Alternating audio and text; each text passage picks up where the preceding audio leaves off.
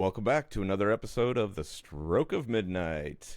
Even though you can't see me while you're listening to this podcast, hopefully you will see the teaser clip that I post on socials. And you may notice that I have shaved down to a mustache. And that is by intention for this very special episode. Because in the 90s, I discovered the glory that is indie rock through movies. And there was a time when everyone used to call me Hipster Greg. So I figured, what better way to reincarnate Hipster Greg than to finally have a glorious mustache, one that I wish I could have grown 20 years ago. So, I'm glad these dreams are being realized. It took some time, but we got there. Greg is also wearing a fabulous Clerks t-shirt. I just want to point that out. I was thinking really about jealous.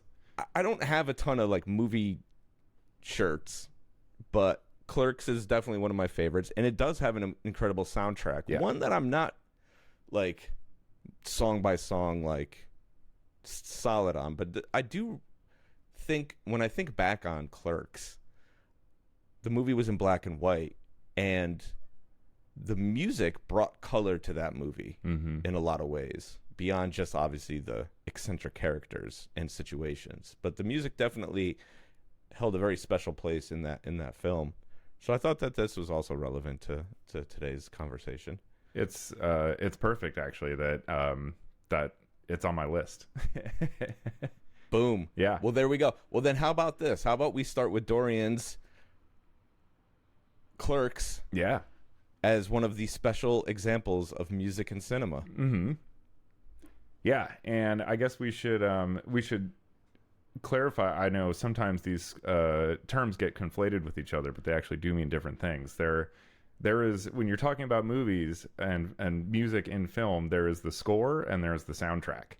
And those refer to specific things. The score is music written specifically for the movie. So like a traditional movie score, usually orchestral or whatever, music that the film was completed and this was written to accompany it, versus the soundtrack, which is licensed music that is placed into the film. Songs that already exist. Occasionally you get movies, that have like a whole soundtrack written for that movie. Sure. Which was a big thing in the 90s, actually. The Crow, I think, being a major example. Lost Highway? Yes, Lost Highway. Yeah, but so anyway, so I think we're, generally going to focus on soundtrack stuff, but I have a couple score things that I'll probably try to sneak in as well, because... Yeah, that's fine. I think the idea here being is that, like, we want to kind of highlight how we discovered new music within the world of cinema. So, like, John Carpenter is a good example of a score writer, I suppose, that we are all very aware of now. John Williams is another one. Whoever else. I don't Hans Zimmer. Hans Zimmer. Yeah. Oh, that's a good one. Yeah. Composers, we'd traditionally call them. Yeah. Yeah. I do like score writers, though. Yeah. Goblin. Yeah. Oh, so you're spoiling my list. But yeah, no, Clerks was like just a huge movie for me in a million ways, like in every way. The soundtrack was definitely one of them. I mean, everything about this movie, just when I first saw it, I'd never seen anything like it. I didn't know you could make a movie like that lo-fi and make it that good and have it be like available in Blockbuster. To me was crazy that like we could just go where we were getting all these giant Hollywood movies and like rent a movie like this. In the 90s that was kind of unheard of. Would you call Kevin Smith like the first successful indie filmmaker? No, there's definitely like Spike Lee before him. Michael Moore was a big one also, with Roger and Me was actually kind of like a huge deal. Does that predate Clerks? I believe so. I'd have to double check that, but I want to say so. Okay. The 90s in general were just like such a heyday for indie film. Well, that's the thing, right? Indie film, indie music, it all kind of like came together in the 90s when things became a little bit more accessible Mm-hmm. and a little bit more available to the common man, I suppose. You know, you've talked about the barrier to access Sure. to technology in film, and I think there was a similar sort of thing in music where, you know, in the 70s and 80s, it was so predicated upon major label support, radio support. In the 90s, that the mold started to break away from that, and people started working together and figuring out new ways to kind of put things out there, both in music and in film. And so these are all great examples of this kind of golden era of like creativity where you didn't have to work inside the machine. You could kind of do things on your own terms. Yeah. And special shout out to John Cassavetes, who was sort of like the original independent filmmaker in Hollywood. I don't know how successful he was because he definitely rode both sides of the line where he acted in a lot of large films. So he's in like Dirty Dozen, he's in Rosemary's Baby. He did a lot of acting in like major films to basically like so he could make enough money that he could go off and make these like tiny little movies. So he had I wouldn't call that indie. That's like leveraging success to do what you want. Mm-hmm. That's a different thing. Yeah, but I mean, he was like the first guy to do that. Basically, Yeah. he kind of laid the groundwork for other people to be able to do it. And a lot of like critically acclaimed movies, but I don't think he, you know, those movies weren't successful enough at that time for him to just do that. So he had to kind of do both and everything. But yeah, real pioneer as far as that goes. And but the 90s were when it all blew up. And yeah, you're absolutely right. There's this great, you know, like the whole grunge and like indie rock movement kind of, you know, championed this more lo-fi approach to things. It's like, hey, we just, you know, we've got to just get it out there. It doesn't matter if you know, can afford like the best studio and the best gear and all that. Like it's got to be, you know, and in some ways that's actually better if you can't, you know, because then you get the real passion, you get the real, I had to get this out there. Yeah. So there was a real simpatico thing happening. And then also just like the resource barrier, as we were talking about, you know, like indie films, they didn't have the money to afford like major, you know, soundtrack pieces. They, a lot of them couldn't afford a composer either to score the film, or even find someone at that point in time. This is like pre-internet. It was hard. You couldn't just go online and find all these people that are like, I'll score your film. Yeah. So it was a real, you know, I'm curious in some of these instances, I don't know the backstory to all of them, how much, you know, this was like a product just of necessity, that it wasn't like I wanted to score my film, but I had to just get all these like indie rock songs because it's what I could afford. Yeah. So there's, I mean, I think it goes a couple of different ways. One, it's like you're friends with the band. Hey, let me put my friend's music in here. Give them a shot, right? Be like, okay. Or, you know, some indie band that's playing in front of 500 people, be like, hey man, I'll give you $1,000 if you let me put this song, you know, in the movie or whatever. So I think those are probably the two biggest scenarios that were happening. Yeah, it was a mutual, like, you know, there's a thing called points, back-end points, you know, which is like basically a percentage you're going to get, and it's like deferred payment, you know, and it's kind of a joke in the film world that it's like, oh, you know, hey, I can't pay you, but I'll get you points, and it's like, okay, those will be worth nothing ever. Sometimes they're worth a lot, though. Sometimes they're worth a ton. There was someone, I just heard about this famous, like, oh gosh, I want to say it was like Ben Stiller or something, but I don't know.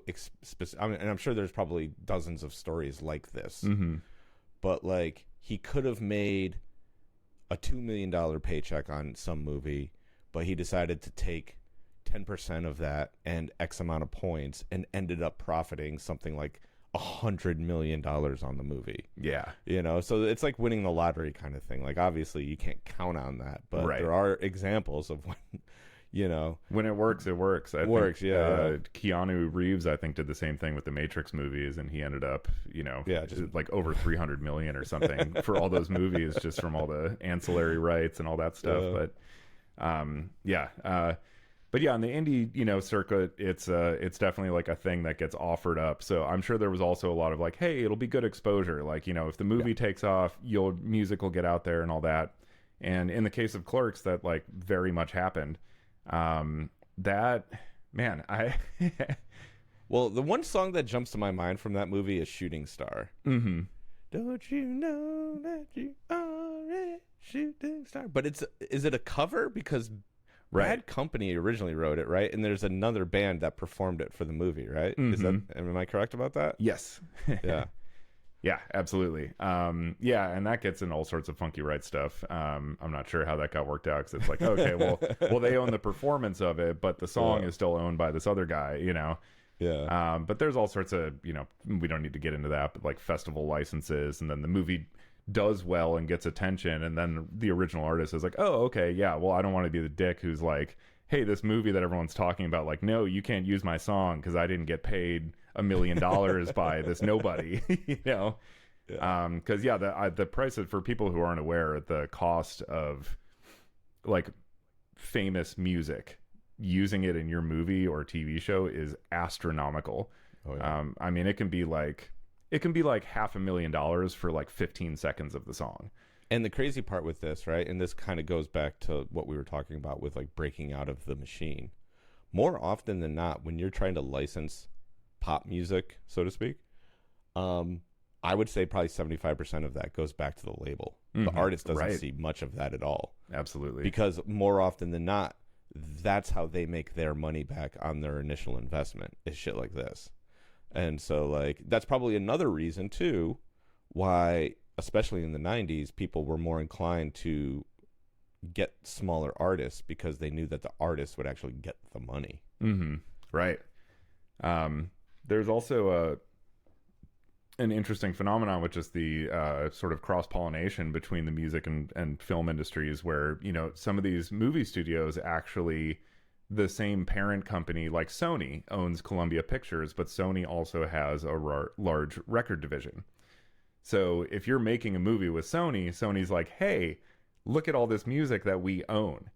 You can use this stuff, you know? Yeah. So sometimes you also find it, you know, that like the soundtrack is kind of like dictated by the studio, because they're like, this is the music we have access to that's like popular. So you've got to And those are the soundtracks we will not be talking about today. And then other times a movie is used as a way for them to promote a new artist that they have on their label. Yeah. That was a more prominent thing in filmmaking in the like probably more like 50s, 60s era, internationally even, but you still see that pop up sometimes even nowadays, which is kind of interesting. That's this weird cross promotional tool. Yeah. But yeah, anyway, I think the main thing I have to say about the Clerks soundtrack is that it's the only CD that I have ever melted. It still worked, but the entire, like, I listened to it so much, it apparently just got so hot in my CD player one day that, like, I opened it up when I was done listening to it, and, like, the entire top layer had this, like, you know, like, melting LSD swirl, you know, to, like, all the text on the top of it had just, like... Do you still have that? I don't, unfortunately. That's unfortunate. I wish. I was actually just looking through my old like CD binders the other day. I'd frame that and put it on the wall. Yeah. I couldn't. Yeah, I couldn't find it in my binder, unfortunately. So we'll have to see. There's a little more digging that could be done. If I find it, though, I will bring it and show it to everybody as proof. But that's the only CD that's ever happened to me with, because it was just on all the time. Yeah. I was a bit crazy about the song Chewbacca. I was a big Star Wars nerd at the time, and just like, again, just hearing, you know, it's so common now in film and in fandom in general, but like, I don't know, to have a filmmaker like acknowledge in his movie what a Star Wars nerd he was, like, that wasn't happening in movies in the 90s, you know? Yeah. And so that was something that for me as a 13-year-old who was like really into, you know, dick and fart jokes and Star Wars. Yeah. He was Clerks was kind of this, just like holy grail. He was talking to a very specific audience. And that was something that was also very unique, you know, at the time, where like the idea is that like you want to make a movie that as many people will like, and, you know, more often than not, or you want to work within a genre. And he basically created a new genre. Mhm. Like, I don't want to call it nerd culture, but there's stoner. It's stoner nerd culture, so there's a weird crossover there. But like, Totally. that was a thing that was very underserved until Kevin Smith came around. It was, yeah, because I mean the prevalent attitude was that like if you make a movie, it's got to be just marketed to the like largest number of people possible and like the broadest audience imaginable. And he was functioning, he made this movie on credit cards. I've seen his original budget for it. He's like, we have these 4 credit cards. They have like $2,000 limits on them. So like, this is what we can do.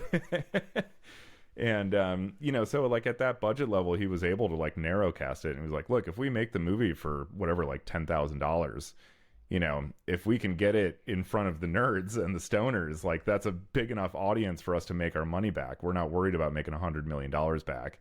And then it ended up, of course, like having this broad crossover appeal beyond even just like the nerd stoner culture, and became this like genuine bona fide hit. And actually did make quite a bit of money. So yeah, I mean, they're still making shirts. Yeah, exactly. And he's still making Clerks movies. Yep. Yeah, he's still, Jay and Silent Bob are still like characters in the cinematic world. But yeah, no, and I mean, just I think it's been brought up before, but there's this old adage that I've been told 1,000,000 times and had to relearn this lesson 1,000 times, is that the more specific you get, the more universal you become. Yeah. It's really true. If you try to write something that's like super broad and is for everybody, then like it's going to be for no one. Yeah. But if you write something, that really seems so incredibly personal that like you're the only person who could ever relate to this experience, guess what? It turns out everybody has been through something close to it, and can relate to that. And especially something like this, working a shitty retail job, like that is, I mean, I quoted that movie because I worked shitty retail jobs for a while after, seeing this.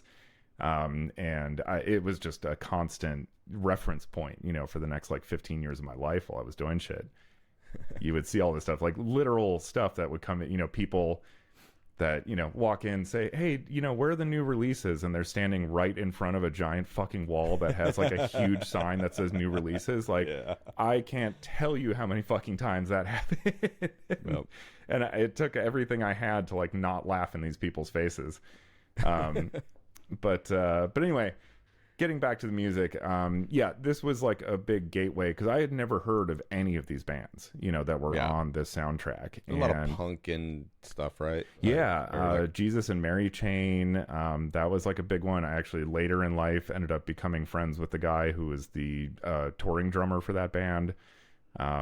He's actually in a film that I made, so there's a weird connection there. Very cool. But yeah, it just opened my eyes to a whole new world of music, because I think at that time I was still very locked in on like, what was front and center in the music world, what was on MTV, what was in the record store, like on the new release shelf. This got me to start looking in some of those sections, where the sketchier people were usually lingering. That's right. And that's where I found the best music. Yeah. So yeah, it was a real gateway. Like the bands themselves that were on that soundtrack, I don't think a lot of them I really had a real long relationship with, but it introduced me to so many things that became like staples of my life musically. So it was. Yeah, it was the gateway drug to all the naughty music that your parents didn't want you to listen to. Yep. Yep. Somehow there's a thread to be drawn between Clerks and Frank Zappa. I know, like that was the start of the journey that got me there eventually. We can definitely figure that. I'm gonna have to think about that, but I could definitely come up with one. I am certain of it. Mm-hmm. I will say, just as a sidebar, I saw Clerks. The Clerks was the first Kevin Smith movie I saw, but Mallrats was the one that really like got me for whatever reason. Probably because I was a fucking idiot kid who hung out at the mall and got in a lot of trouble, and so I saw a lot of myself in Jason Lee. But Kevin Smith's the man, and he gets a lot of shit sometimes, but he's like the most lovable character ever in like the history of like cinema. Like when you really think about it, had a very up and down career. But Clerks alone like cemented his position in the history of film. Yeah, like he could he could have come out as like a Nazi sympathizer, and it would have been like, well, it sucks to say, but we still have to give credit to this guy, you know, because it was just it had that much of an impact, and it was just undeniable, and it opened the door for so many people, including myself, eventually, you know, to say like, holy shit, maybe I can do this, because it took me personally a long time to actually commit to trying to make a career for myself in the film industry, because it just seemed so impenetrable. You know, like just the cost of making a movie itself was so expensive. But here comes this guy who's like, you know what?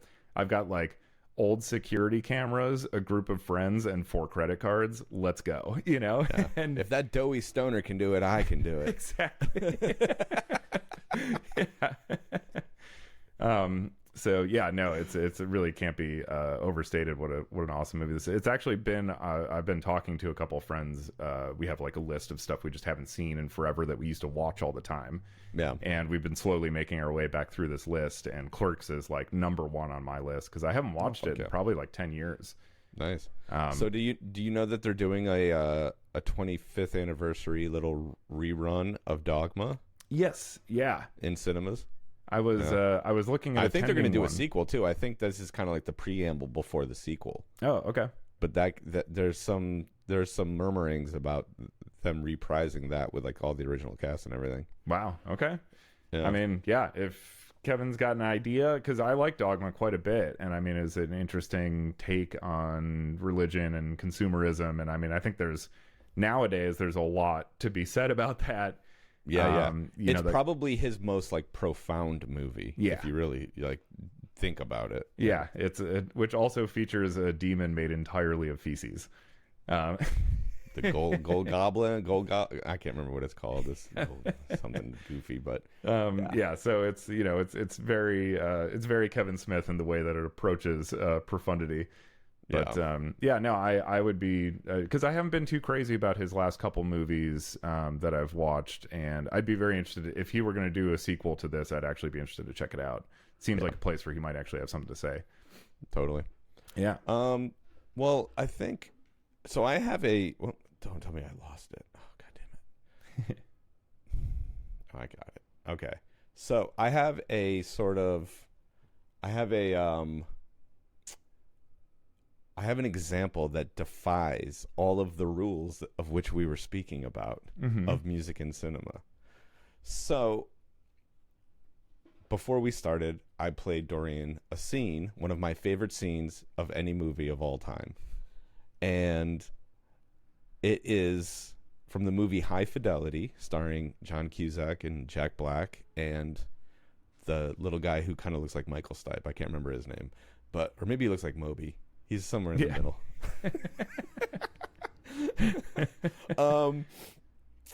So the song is called Kiss Me Now I'm Dying by Belle and Sebastian. Now, it's a very recognizable scene because John asks our little friend, who I can't remember his name, who it is. And he goes, this is the new Belle and Sebastian. And it's this really somber, chill song. And that song, for whatever reason, stood out to me in a pool of amazing music. I mean, The Velvet Underground is on the soundtrack, and there's a million other amazing rolling. I couldn't even tell you. I did look up the soundtrack, and what I was surprised to find out is Belle and Sebastian is not on the soundtrack. On the actual formal soundtrack. Now, check this out. This is my fun little fact for you. Belle and Sebastian are excluded from the High Fidelity soundtrack. They were a significant part of it. Or no, wait, hold on. I got to reread this because I fucked this up. Belle and Sebastian are not excluded from the High Fidelity soundtrack. In fact, they were a significant part of it. The band song Kiss Me Now I'm Dying was included on the soundtrack with a re-recorded, more dynamic version.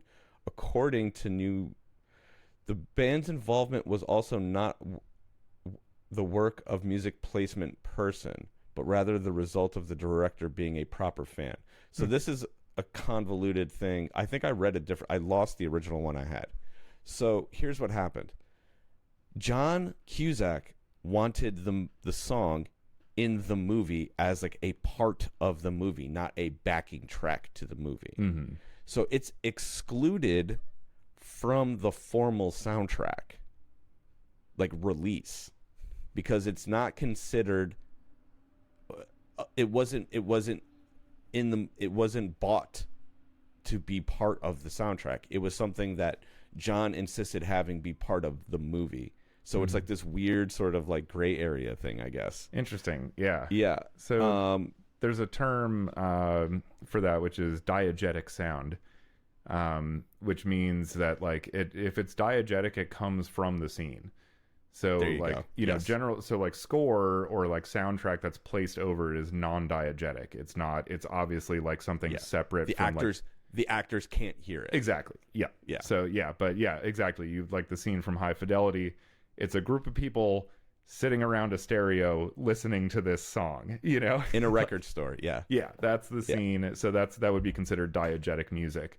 Which is like, that's interesting that from a rights standpoint or an inclusion standpoint on the soundtrack, because usually I've seen it in other movies, like if something, even if it is diegetic, it's included.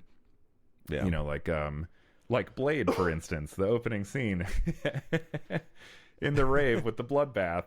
Everybody knows that scene, of course, but there's that real like heavy techno track that was in the song, and that's, you know, that was like all over the soundtrack, but that is like very diegetic. Yeah. So interesting.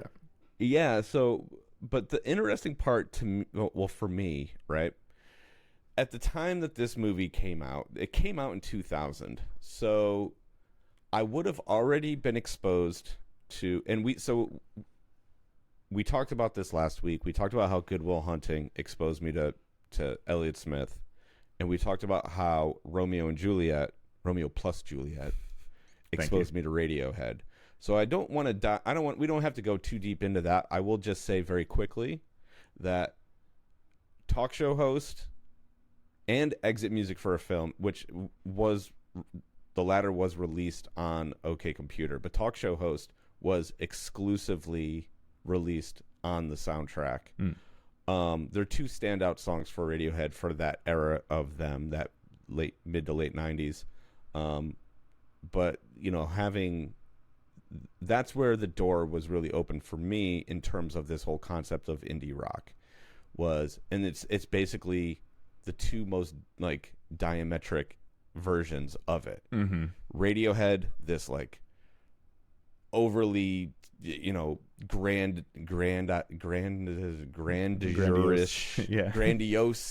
you know, presentation, even though both of those songs are very like subdued for their, you know, for that time for them. They're simpler songs of theirs, compositionally speaking. But you had Elliott Smith on one side, and then you have Radiohead on the other.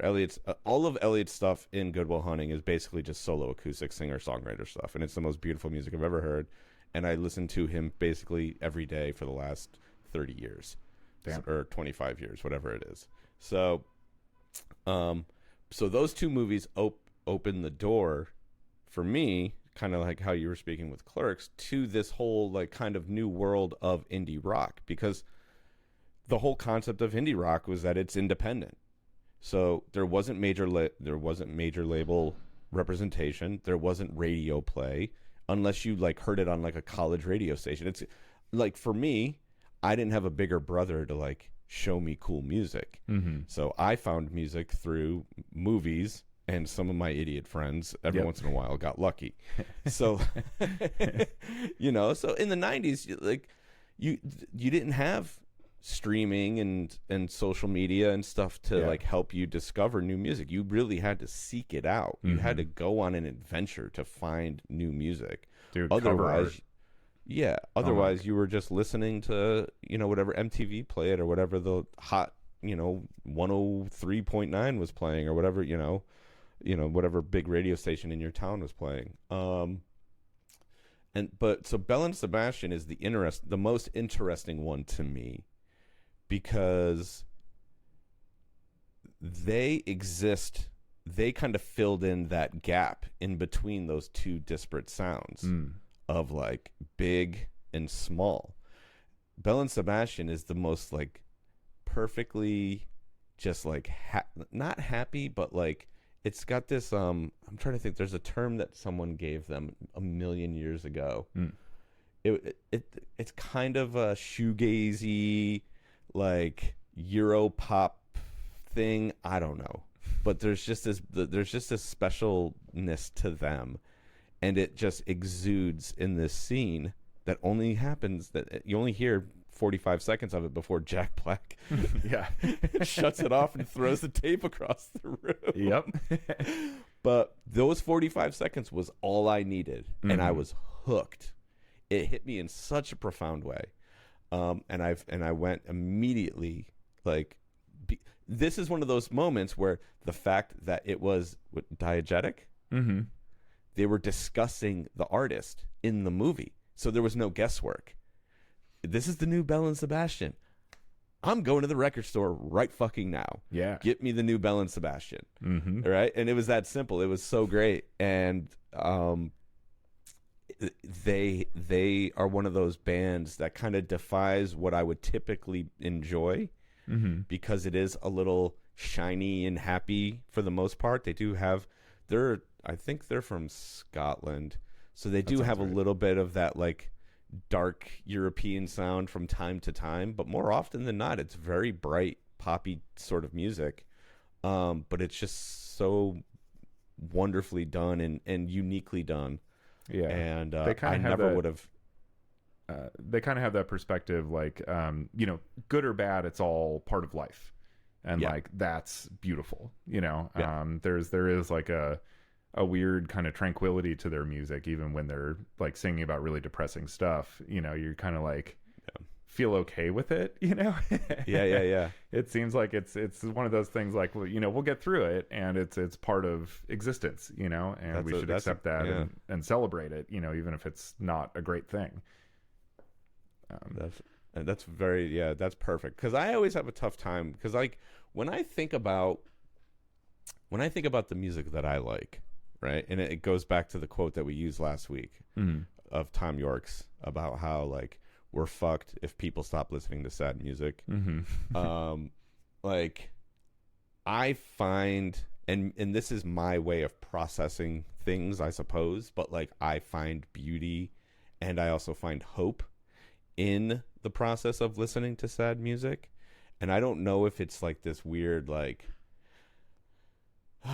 his pain feels so much more painful than mine, so maybe everything's gonna be fine. I don't know what it all is and how it all works. Right. But I really do dive deeply into, more often than not, what most people would consider depressing music. But I do it in a very positive way. I'm not depressed when I listen. Honestly, the happier I am, the more sad music I listen to. Yeah. If I'm in a really fucked up state of mind, I'm putting Frank Zappa on, or I'm putting on like 1993 Fish, and I want to get my face shredded off. Yeah, like, I'm not trying. That's to how I double try to down get on myself out of the. So like, there's sort of a defiant nature to how I feel and what I'm listening to. I like that. You're always trying to find that balance, There you go. Yeah. Which I totally understand. I did actually, just quick sidebar, and I mean, this does relate, but I did listen to the first Elliott Smith album, Nice. which was excellent. Really, really good. But yeah, holy shit, is that depressing music? But it's beautifully depressing. Yes, it is. Yeah, it does not feel like misery porn, as they call it. Where we're like exploiting this, or anything. It's just very genuine, like that's the thing about, any great art is like, it just feels authentic. Well, his ability beyond anything else, in my mind, is that he can paint a picture with words and with sound almost better than anybody that I've ever heard before. Because like a lot of his songs are like character based almost. They're these like little like fragments of time of like what is this person going through, or what is happening in their life, or whatever. And the imagery that he can invoke is so powerful. And I think that's one of the reasons why Gus Van Sant, right? Is it Gus Van Sant? Yeah, Good Will Hunting. I think that's why he used him so heavily in Good Will Hunting, because it complemented the imagery that was already there in such a really special way. The movie takes place in Boston. It's very, and it's like fall going into winter. So you think of the like, you know, the days are getting grayer, and it's this very serious movie about this very complex individual. And then in the background, you have these very simplistic, like basic, but like very powerful songs that just prop up every scene that they're involved with. And yeah, I could literally drone on for days about how special Elliott Smith is and how much it's a fucking shame that he is not with us to continue making amazing music. But he also could be an example of, you know, they say like, you know, die before you disappoint people, or or live long enough to, like, you know, put out whatever that either die a is. hero or live long enough to see yourself become the villain. Yeah, something like that. Yeah.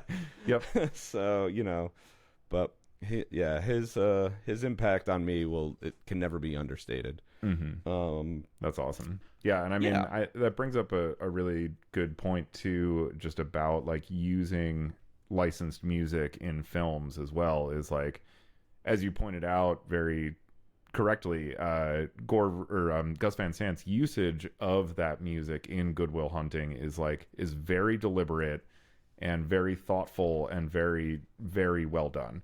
Yeah. It is really easy for a part of a movie to suddenly feel like a music video and not part of the film when you lay in like a piece of soundtrack like that. Yeah. And you know, there's a lot of these movies we're talking about that had these kind of impact on us is in large part because the filmmakers were thoughtful enough to utilize the music in a way that it had its full impact. It wasn't all of a sudden just like, why is this piece of music playing and no one's talking for 3 minutes of the movie? You know, it can really easily all of a sudden just feel like somebody just injected a music video. And I can speak to this because I am guilty of it. I have done it. I mean, yeah, the film I made, Chicago Rot, the argument could be made that it's 5 music videos loosely strung together by some semblance of a plot. But, you know, I just don't know if I think that that's necessarily a bad thing, but yeah, I mean, for what it is. But, you know, for, you know, the types of movies that we're talking about and everything, I just want to point out that like it does actually take like incredible skill on the part of the filmmakers to really pair scenes and music in a way that like makes them both elevated instead of just making one the star. And actually contributes to like a great piece of filmmaking. And I think, you know, obviously he's going to get mentioned at some point, but you know, Quentin Tarantino is kind of like the undisputed master of this. He, you know, he had no score for any of his movies until Kill Bill. So that was his 4th or 5th movie, I want to say. But yeah, literally everything in all of Reservoir Dogs, in Pulp Fiction, in Jackie Brown, it's all soundtrack. And that's all stuff that I've seen his screenplays, like he writes that into his script. It's actually there like from the writing stage of like, you know, when he's writing a scene, like this music is playing and like he knows it when he writes it. I have these like fantasies of Quentin just like completely gacked out of his brain and I can only imagine him having this like insane music room with just like thousands upon thousands of records everywhere, and him just fucking just getting after it and just ripping records out and be like, what's the perfect song for this scene? Yep. It's in here somewhere and I'm gonna fucking find it tonight. Yep. Like that's what I imagine when I think of Quentin like choosing the music for his movies. Yep. It's probably in the 90s, maybe not so much now. Right. And you're probably not far off from that.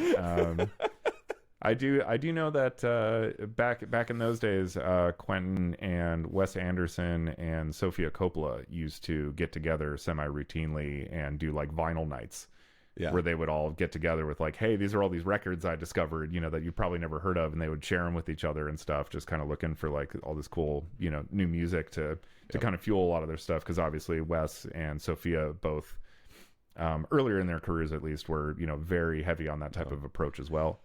trying to think. There's that. There's a scene. Maybe you know this off the top of your head. What's the movie with Bill Murray? It takes place in Japan. Oh, Lost in Translation. Yeah. There's a scene in there that's got like a real standout music moment. I'm trying to think of what it is off the top of my head. Yeah, it does. Is it Belle and Sebastian? It fucking might be. I think it is.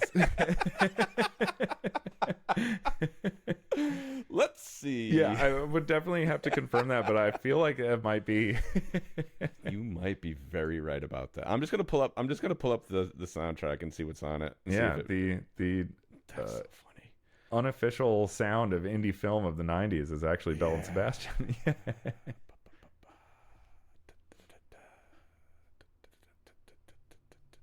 I don't see them on the soundtrack. Okay. It might be Jesus and Mary Chain. Oh, okay. Just Like Honey. That might be it. Okay. Yeah, who I first heard of from Clerks. Yeah. Yeah, I don't see it. Either that or maybe... it wouldn't be Roxy Music, I don't think. Or, is it that Air song, Alone in Kyoto? That might be it, too. Maybe. Yeah. Which definitely they can kind of weave in and out of each other. There's definitely some Air stuff that bears resemblance to Belle and Sebastian. So that's probably what it is. Mm-hmm. Yeah. Gotcha. That's so funny though. Yeah. But I mean, yeah, funny also that it's like we All right, well, speaking of funny, I have a funny one for you, and I'm curious to hear your thoughts on this. Yeah. Because I had to remind myself where I first heard this song. And when I discovered the answer, I was very surprised. Apparently this is like a big controversial thing, and I understand exactly why. When was the last time you saw the movie Starship Troopers? Oh, within the past year. Okay. Yeah, I'm actually kind of a huge fan. Perfect. Yeah. So, what scene in that movie is just completely out of sorts from what's happening visually and what's happening audibly? Quite a bit of the movie, honestly. Well, okay. But there's one specific one that stands out more than any other one. Oh, okay.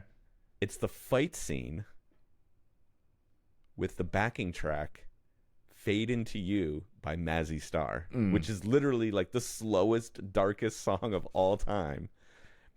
And it's being played during the climactic fight scene between like the two main characters.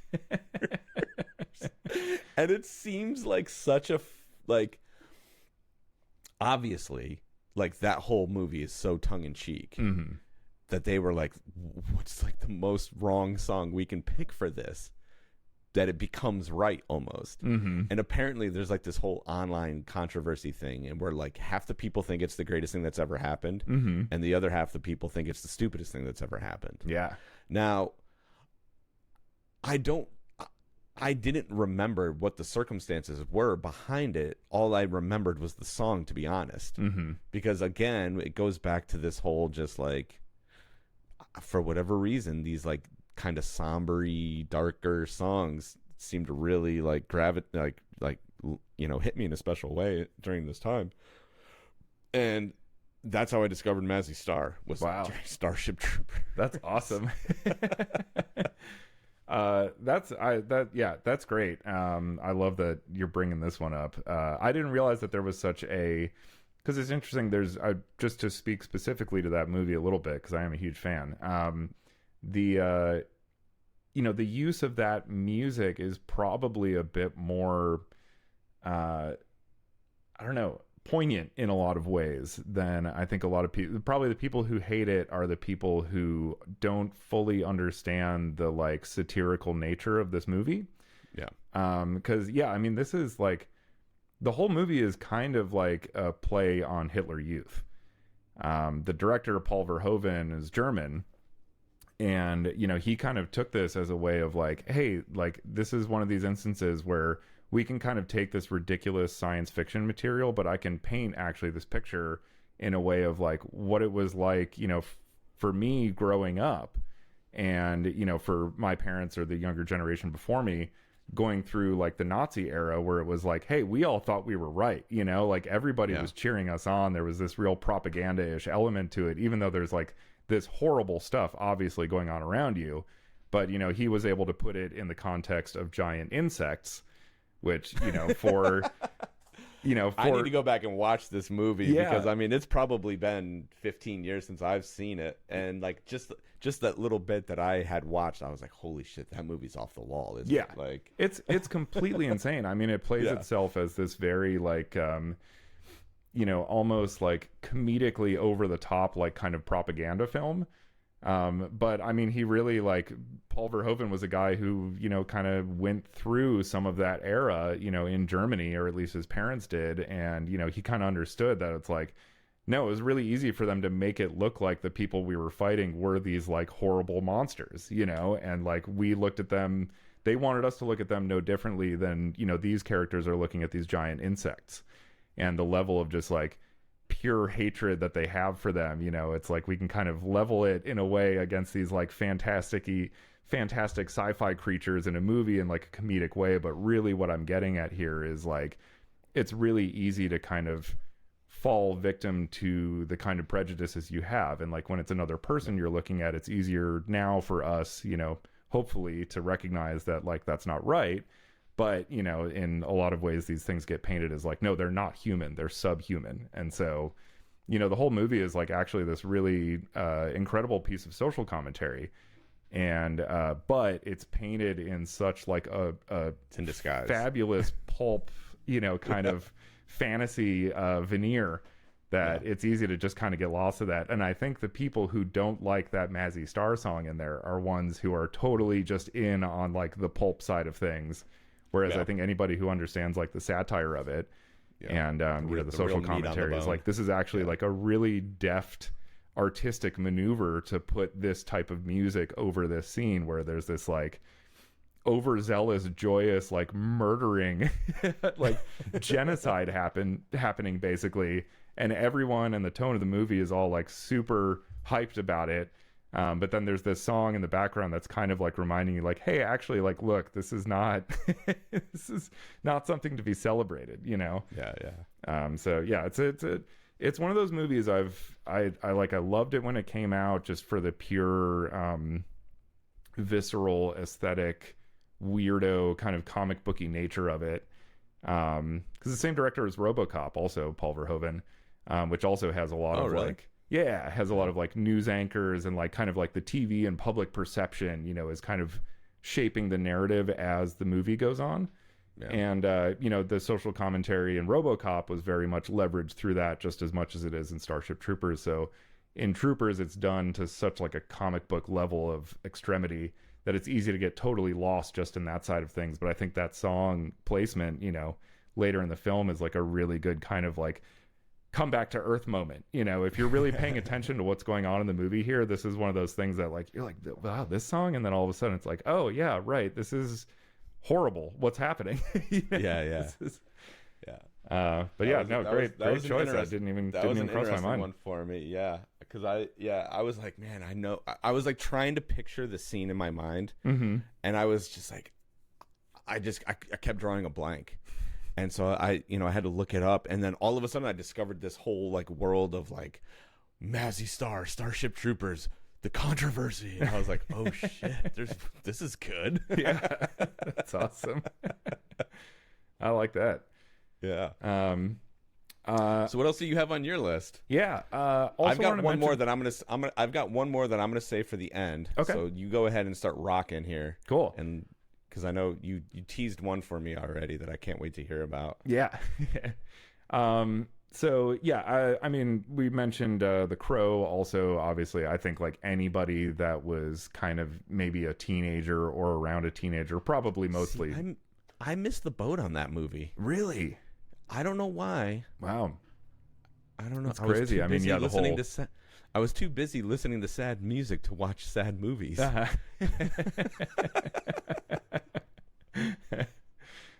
mean, might have been a better way to spend your time. Might have been a better way of actually like coming to grips with those emotions than watching sad movies.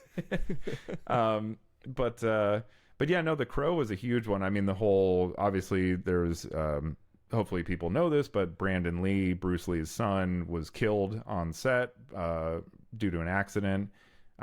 They were using blanks one day, and there was something with one of the blanks like wasn't loaded properly, and a piece of shrapnel from the blank actually shot out of the gun and hit him, I believe, like in the heart, and he died on set when they were close to finishing the film. It was very tragic, obviously. But so the movie, I mean, definitely had, before it even came out, I remember there was like, you know, there was just like this energy about it, you know, because of that incident. Was very publicized. It was, you know, it was a big deal. And so that fed a lot into, you know, the movie, like going into it. But then like when it came out, the soundtrack is such an incredible collection of artists, and you know, it really just lent this entire movie like so much about the film, like elevated it past, you know, that initial kind of like morbid curiosity that I think drove a lot of people to see it in the first place. Yeah. You know, there was definitely a lot of that going around when it came out. It probably got more attention than it would have, you know, just because of that. So, but anyway, that soundtrack was massive. I mean, Nine Inch Nails was on it. They were doing and this was actually sort of the most pertinent one for me, because I've been a huge Nine Inch Nails fan for most of my life. And their song on the Crow soundtrack was a cover of a Joy Division song. Oh. And I was unfamiliar with Joy Division at the time, and then, you know, came to find out that obviously that was like the biggest influence on Trent Reznor of like any musician probably, and obviously just sort of their whole reputation and their importance in the world of music. So that was an instance where actually a cover song that was produced for a movie brought me back to the original artist, who I've since become like an enormous fan of. Yeah. So that was, you know, that was like a really kind of unique soundtrack moment for me. There's a lot of stuff on the entirety of the Crow soundtrack. Like that was, when that came out, I mean, that was one of those, you heard that CD playing in everybody's car that drove by, you know, it was just everywhere. But for me personally, that was like kind of the big thing, was this, you know, that through that movie's soundtrack, an artist that I already love was able to speak to me directly about an artist that they love and bring me into the fold on that. And that was like a very unique experience as far as like what a soundtrack did, you know, for me musically. Yeah. Usually it was just like the band itself you heard and you're like, oh, I like these guys, let me go check them out. But this was an instance of a band I already liked, kind of using their platform to expose me to something that was very important to them. And I think that was a pretty unique experience at the time, and remains so. I can't really think of another instance where that's sort of like exactly what happened.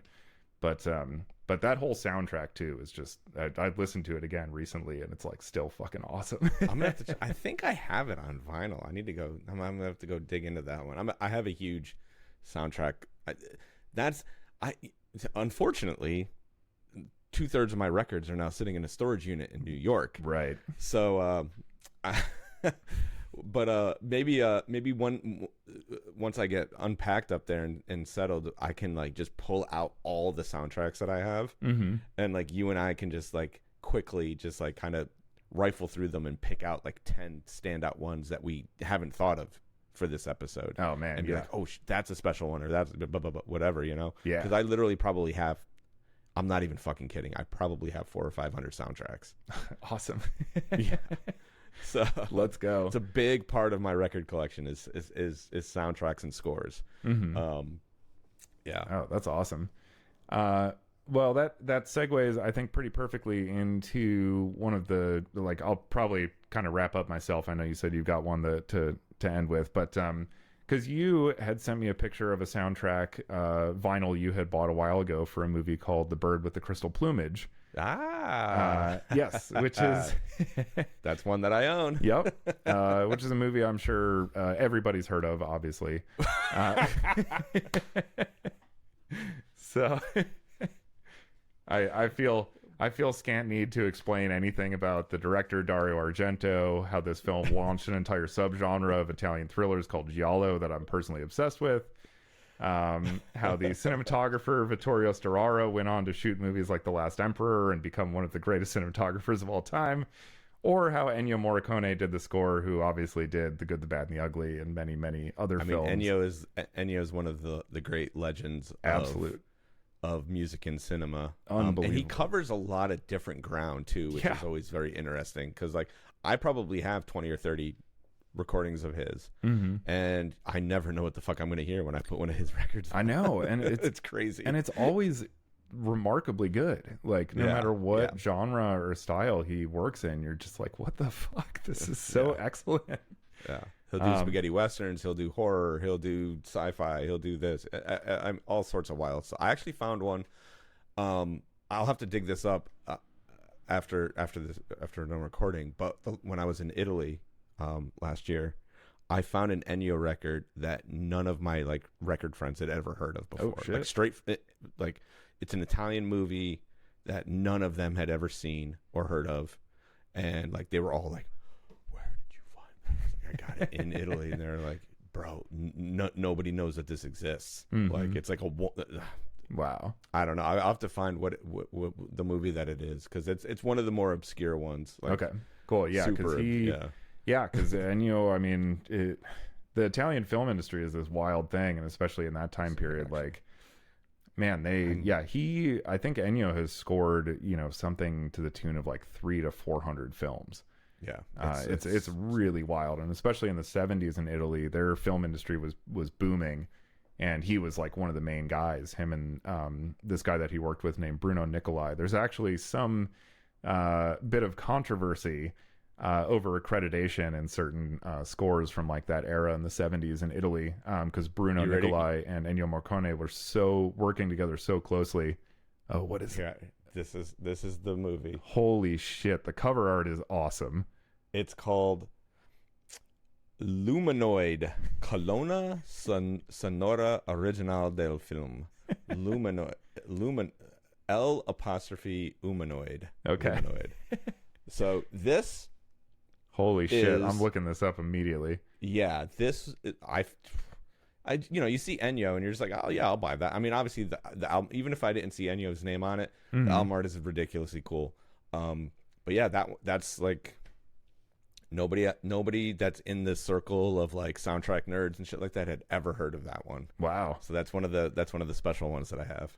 Oh man, that's awesome. Well, I gotta look this movie up. Yeah. Because it was cool too, because like in the Italian film industry at that time too, it's kind of like, it was awesome. They had this very egomaniacal but also kind of I don't know, open approach to what art was. They were kind of like, oh yeah, like it's just a genre film, it's just a thriller, it's just whatever. But because we're doing it and we're Italians, like it's definitely fucking art. So it's totally awesome. So they have this and really funny. You could say that about the Italians and the French. Like they both kind of share in that essence of like, we are artists. Mm-hmm. Yeah, even when we're not trying to be, we're artists. Yeah. Like it was, we just made these movies just to make a quick buck. It was what was popular or whatever. But obviously it was still art though.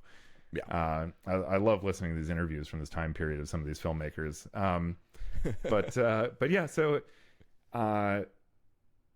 going back to The Bird with the Crystal Plumage and the director Dario Argento, who most famously made a movie called Suspiria, which was remade recently. We don't need to talk about that. Except the soundtrack. The soundtrack is amazing. Yes, Mr. York. I Mr. should say York is responsible for that. Yep. To my own prefacing at the beginning of this episode, the score for the film was done by Tom York. There's a couple of actual songs. Yeah. So it's a little bit of both. Mm-hmm. Yeah, they were. It gets into dicey sometimes of like it was written for the movie, So is it score? Is it And I think the best ones kind of blur that line, like any distinction. It's there to be broken. So I do actually really like Tom York's music for that movie, but I hate the remake itself for just very personal reasons.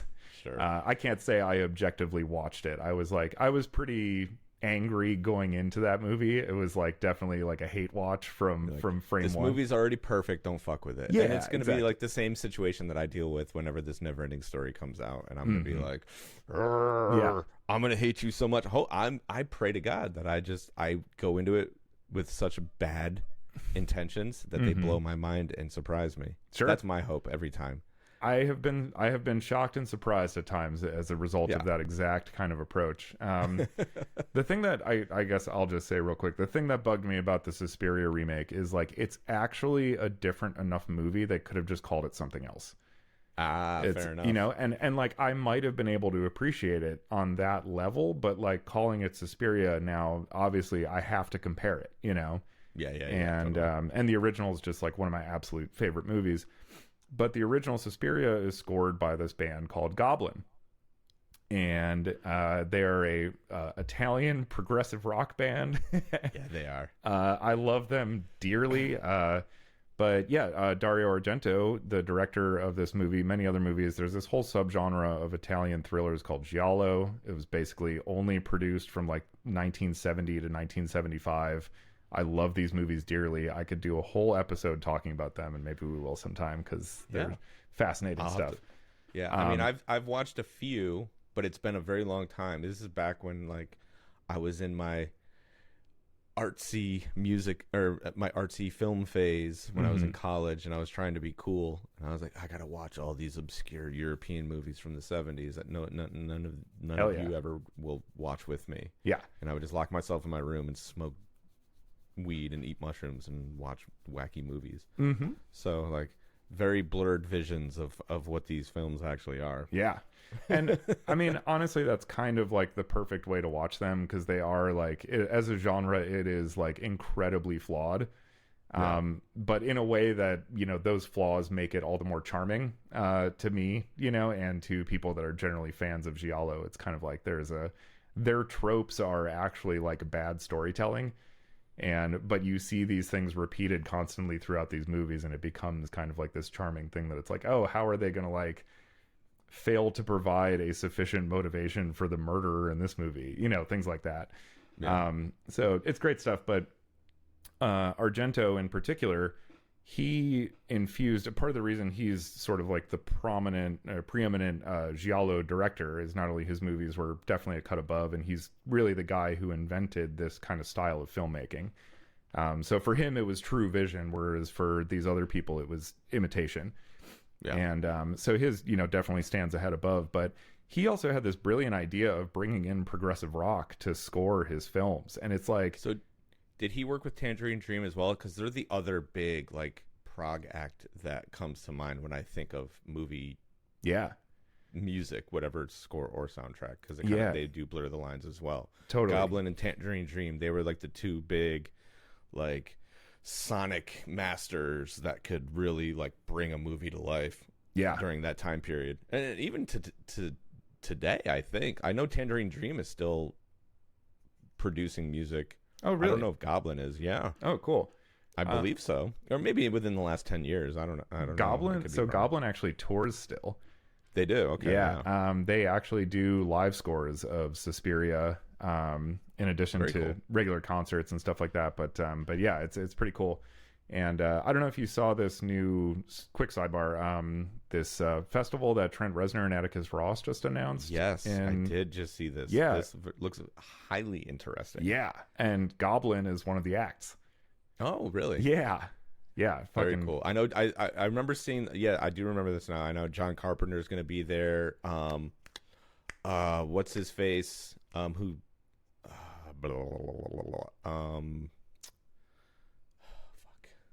The Ginger. You know who I'm talking about. The Ginger. The Ginger. He played Coachella last year, and it was like this. It was like the standout like performance. He does. I mean, you're gonna laugh when I say this. Yeah, I'm sure I know who it is, but yeah, Well, we're gonna look it up right now. I'm having a brain fart. Yeah, Trent Reznor Music Festival. Yeah, Festival of Ruin, but. Let's see, where's the lineup? So we got John Carpenter, Goblin, Questlove, Curtis Mayfield, Future Ruins. Hold on. Okay, so it's called Future Ruins. But Ruins lineup. This is one of those things where, okay, where's the actual lineup? Here we go. Danny Elfman. Oh, yeah. Oh, right. For fuck's sake. The ginger, yes. The ginger.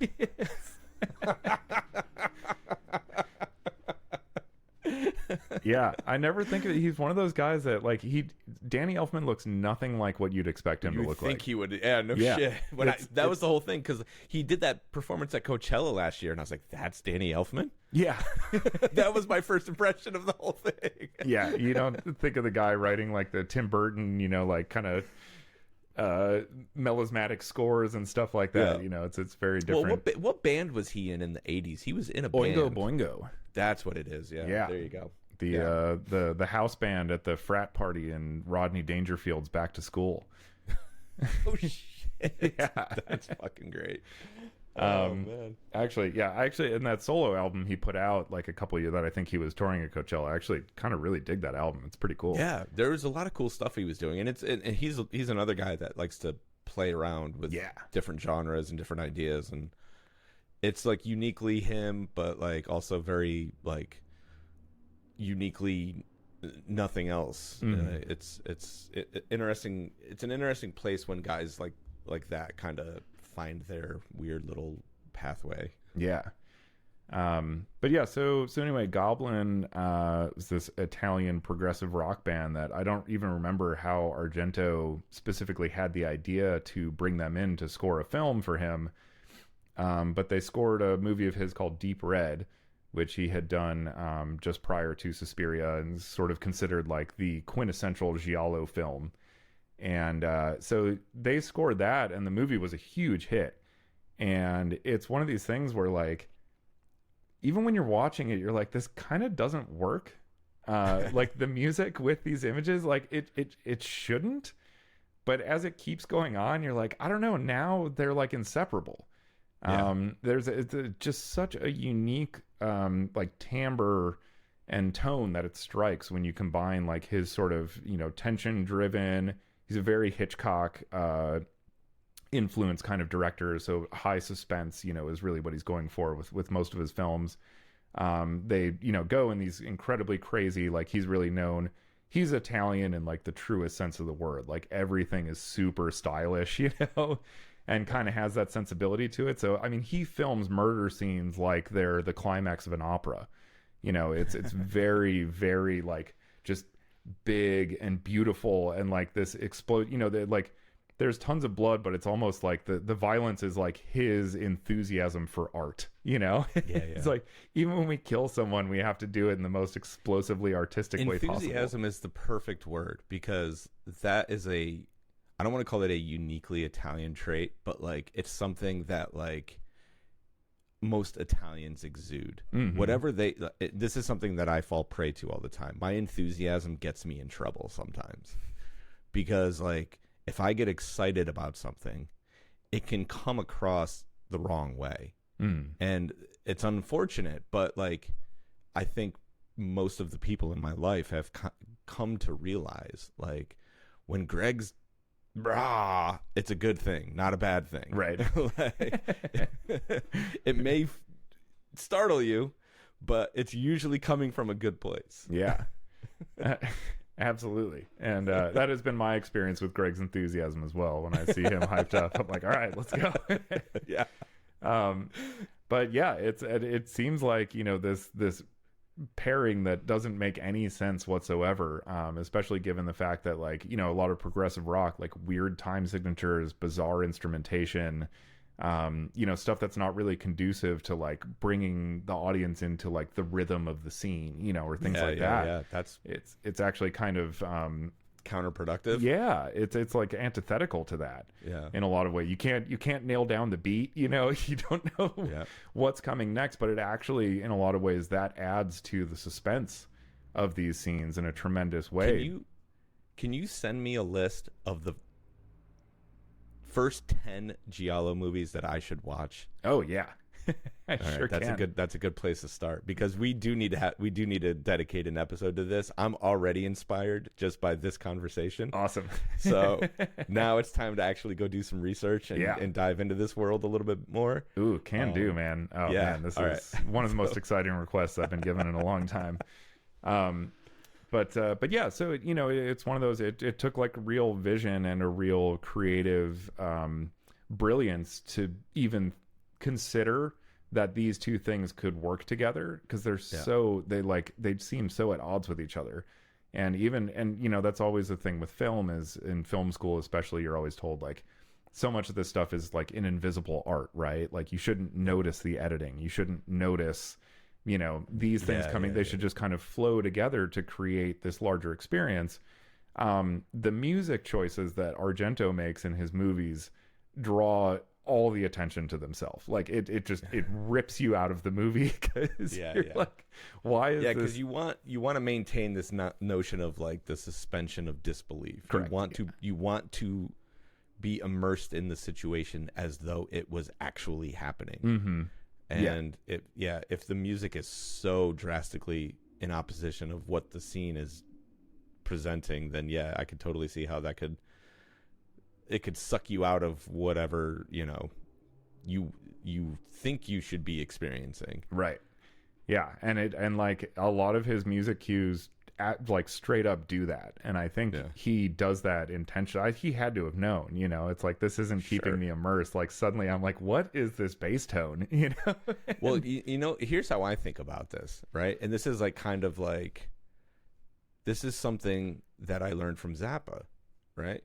Is when you're challenged, you become more engaged. And if that's kind of the mindset there, like, we're going to challenge the audience, and if they can accept the challenge, they're going to engage with this much more than they would if this music was so, just made sense or whatever.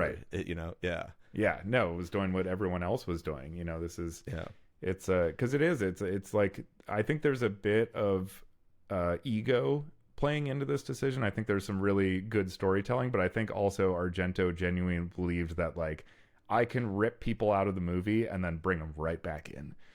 And to his credit, he does. Like, that's exactly how it works in these scenes. Like, you have this jarring moment where you're just like, what the fuck is this? Like, you suddenly are like painfully aware that you're sitting watching a movie, like you're not like engrossed in the story. You're suddenly like thinking about this very specific thing. Like, why is this music like this? And then guess what? 2 minutes later, you're leaning forward in your seat watching the scene, and it all like just, it all comes together, and like you understand, and suddenly you're like, this is actually, doing an amazing job of enhancing the scene, because like I said, you accepted the challenge. Yep, exactly. Yeah. It's, it's like a 5/4 time signature, and like all this weird, you just can't quite like get a footing. You just feel unmoored, and just kind of like unstable, and it just adds to, that's exactly what the character is going through, and what's happening in this moment in the movie, and suddenly it like all just comes into cohesion and works. And and he went on to direct several more movies that were scored by Goblin or members of Goblin over the years, and they're just to incredible effect. And being progressive rock, which is like itself such a kind of unpredictable and wild genre that can really go into any place. What he does, like if you listen to the score for Deep Red versus the score for Suspiria, the next movie that they did, you'd be, unless you looked at the name on it, you would never guess that the same people did the music for these two movies, because it's just such a different feel and space that it inhabits. So yeah, really, really cool stuff. But that was like, that's a band that I've been listening to for 20 years now because of those movies, and a lot of progressive rock it brought me into, like Yes. And it's so funny because like I've been a huge prog rock fan for most of my adult life and even some of my teenage years and everything. And like, not a single band had I never experienced. Oh, there is one, actually. There is one. You'll love this. Heart of the Sunrise by Yes, Buffalo 66. Oh shit, okay. Yep. Yeah. Yeah. I haven't That's seen a that movie in scene. a long time, but That's a fucking scene. yeah. That's the one example I can think of where, right? Is it Heart of the Sun? Yeah, it's Heart of the Sun. Or it's I not. think so. It's been Yeah, forever. it's Heart of the Sunrise. It's not 21st Century Schizoid Man. I always get those two for whatever. Like they're two of the greatest prog rock songs ever written. So 21st Century Schizoid Man is King Crimson. Heart of the Sunrise is Yes. They're similar in their attempt to really go for it, but they're two very different songs. Yeah. So this is perfect because we just went down this road of music that kind of juxtaposes the music, the visual elements within the movie. And to kind of wrap this up, there's a movie that I am in love with, and in my opinion, has one of the greatest like front to back soundtracks of all time in the context of the movie. Now, I don't listen to much of this music outside of its its existence within the movie. But in terms of a soundtrack for a movie, Cruel Intentions, believe it or not, is one of the most perfect soundtracks of all time. Awesome. And it opens. I can see these scenes in my head just thinking about it right now. The opening scene of what's Ryan Phillippe's character's name? Is it Sebastian? I believe he's remember. driving down the LIE coming into the city, and it's that he's like driving by that giant graveyard, and it's Placebo's "Every You Is Every Me" or whatever the name of that song is. It's like the most perfect song for that opening scene. It just instantly, like, you're in the movie, you're in that place with them. And then like there's a handful of other examples, but the other one that really, really stands out is towards the end of the movie. There's a Counting Crows song, "Colorblind," and the thing with that whole movie is, if you haven't seen it, is it's these very, very rich people who, it's based on a French novel, Les Liaisons Dangereuses.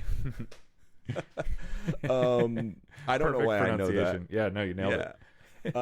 But basically it's about like French aristocrats who kind of do fucked up things to each other, and sex games and this and that, and just psychological torture and blah blah blah blah blah. But Ryan Phillippe eventually falls in love with this innocent girl, and throughout the entire movie he is dressed in all black. And then there's a scene where he finally like kind of snaps to, and he's like, all right, I got to stop acting like an asshole. I got to treat this woman right.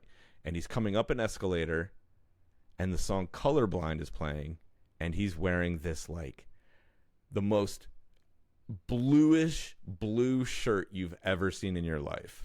And it was like, I couldn't imagine a more perfect sequence of events, and with the music playing, and just, I don't know, there's a bunch of other examples. There's the scene where they I'm trying to think of what song it is, but when they fuck with the gay quarterback, and they're trying to like set him up, there's a song in there that's like perfect. I don't know.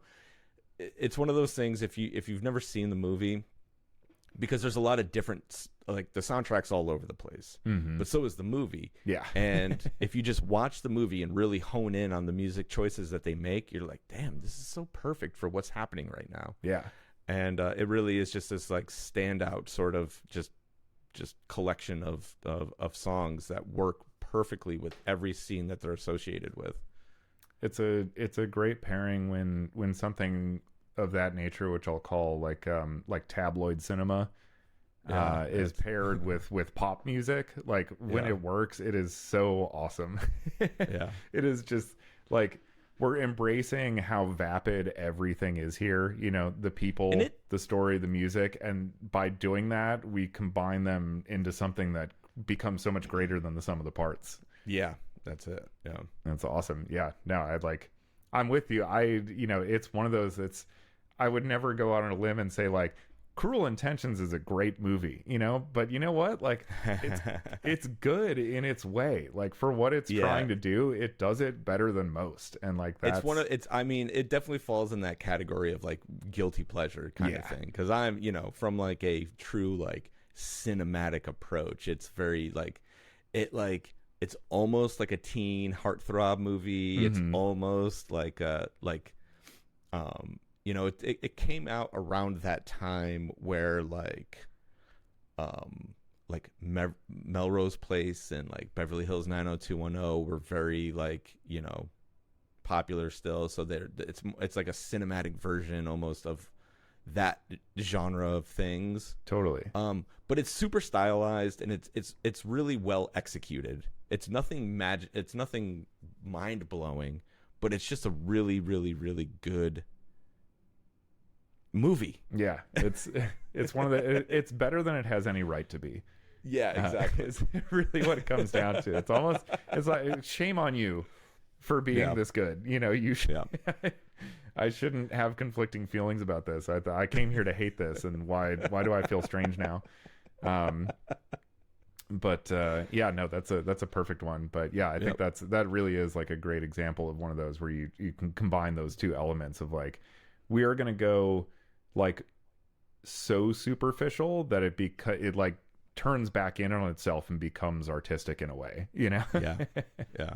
It's, you know, it offers a lot in the sense of like set design, stuff like that, because it's very, you know, hoity-toity. Yeah. And so like I think it like opened up a part of the world that like most people, especially at that time, had never really seen, you know, when they're on these like giant estates and these, you know, the bourgeois, you know, apartments in Manhattan.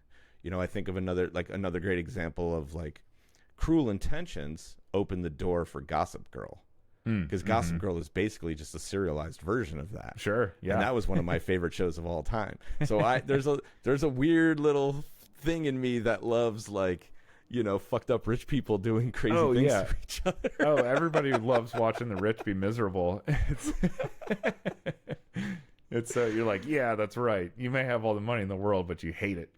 Yep. So if you want to go on the laser shark journey of debauchery, just go watch Cruel Intentions and then follow it right up with the first season of Gossip Girl, and you will basically we can break bread after that. Awesome. And know how fucking the dark places that I like to go to. I have a couple of friends that I can't even begin to explain to you how excited they would be to do this. I've never seen Gossip Girl, but I can only imagine. It's really good. Yeah. It's one of those things. It's way better than it deserves to be. Yep. Your comment about Ryan Phillippe's blue shirt, though, does just raise an interesting idea that, I mean, talking about, I think, color and color theory in film is an interesting topic for discussion at some point as well, given, you know, you're obviously very deep understanding of color and how it can be used to evoke things. And you know, for this one, it was so, even as a kid, it was easy to understand. Right. Dude wears black the entire movie. Now all of a sudden he's in this very blue shirt. Right. Like it was, you could beat someone over the head with a baseball bat and it would be less obvious, you know, like, yep.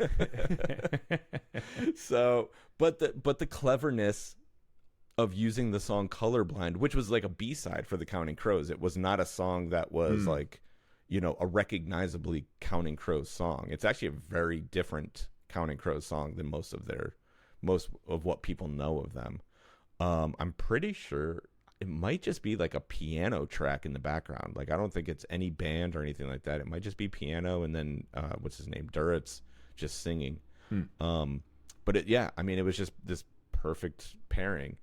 And it's just, you know, we obviously there's a million examples that were choosing not to discuss because this isn't going to be a 17-hour podcast Right. about the, Pretty hard to you know, whittle these it are the down. ones these are the ones that meant the most to us in one way or another. You know, the personalization of this makes it, you know, we could talk about Back to the Future and how great the soundtrack to Back to the Future is, and we could talk about fucking, I don't know, I haven't even brought up Top Martin Gun. Scorsese. or Scorsese, you know, like there's a million examples out there, and it's different for everyone which ones, you know, really like it. The idea being it served one of two purposes: that music made that movie that much better, or that movie opened up my eyes to some music that I didn't know existed. And that was really like the main goal here, is to like kind of really convey those two thoughts.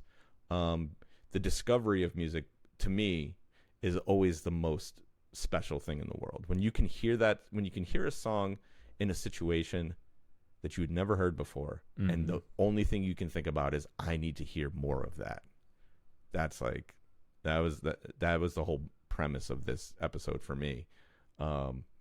And so to all of the directors who actually take the time and care to create special moments with the soundtracks that they choose, thank you.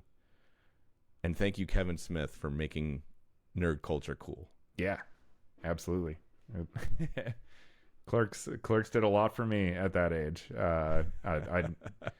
This term wasn't being leveraged in this way at that time, but I felt seen, you know? There you go. And it was the first time that I was watching a movie, and I was like, hey, wait a second. Like, that's like us, you know? Yeah. And so, you know, we don't talk about this enough, but we do have like a mailbag feature in the description of every episode. So tell us what movies, what music stood out to you. And we can continue this conversation if you guys want to share with us your thoughts on this. Please, yeah. There is so much more. We haven't gotten enough submissions. I've gotten a few goofy ones that I'd rather not use. So somebody send me something cool that we can talk about, so we can bring the audience into the conversation. And until next week, bon voyage.